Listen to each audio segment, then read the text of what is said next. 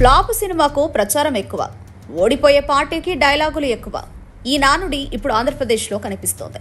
CM YS Jaganmohan రెడ్డిని రాజకీయంగా ఎదుర్కోలేమని అర్థమైన టీడీపీ జనసేన కూటమి ఇప్పుడు తప్పుడు ప్రచారాలు, ఉత్తుత్తి హైప్లను నమ్ముకుని ముందుకు వెళుతోంది. అభివృద్ధి సంక్షేమ పథకాలతో పాటు అశేషమైన కార్యకర్తల బలంతో దూసుకుపోతున్న జగన్ను ఎదుర్కోవడం అసాధ్యమని ఇప్పటికే కూటమికి అర్థమైంది.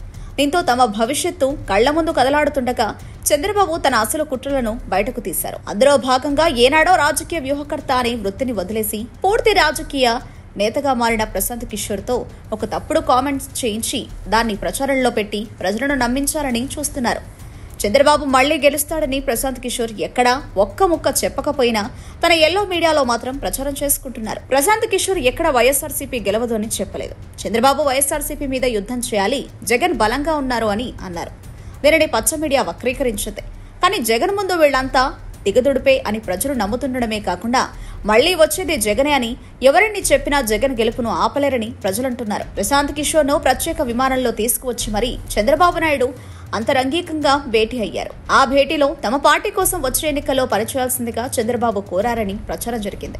అయితే తాను ఇప్పుడు ఎన్నికల ప్రచార కార్యక్రమాలు చేయడం లేదని చెప్పేశానని, ఆయన పిలిచారు గనక వచ్చానని భేటీ తర్వాత పీకే మీడియాకు చెప్పారు. అయితే ఇప్పుడు హైదరాబాద్ లో ఒక కార్యక్రమంలో పీకే మాట్లాడుతూ ఏపీలో జగన్ ఘోరంగా ఓడిపోతున్నారని చెప్పడం చూస్తుంటే ఇందులో ఏదో మర్మం ఉండవచ్చునని సామాన్యులకు అనుమానం కలుగుతోంది. ఓటర్లలో గెలిచే పార్టీకి ఓటు వేద్దాం అనుకునే వాళ్లు నిర్ణీత పర్సంటేజీ ఉంటారు. అలాంటి వారిని ప్రభావితం చేయడానికి చంద్రబాబు నాయుడు ఇటీవలి భేటీలో ప్రశాంత్ కిషోర్ ను ఇలా చెప్పాల్సిందిగా పురమాయించారా? ఆయన ఇప్పుడు సరైన తరుణం చూసి అలా మాట్లాడుతున్నారా అనే అనుమానం కలుగుతోంది. ఎందుకంటే ఆయన బృందాలే జగన్ కోసం పనిచేస్తున్నాయి. జగన్ ప్రభుత్వం పొరపాట్లు చేస్తూ ఉంటే గనక వారు ఇన్నాళ్లలో చెప్పుండాలి.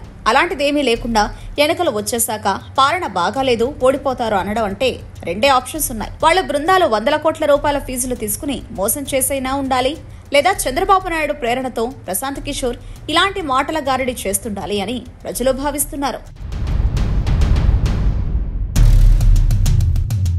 Subscribe to Social TV Telugu for more videos. Hit the bell icon for faster updates.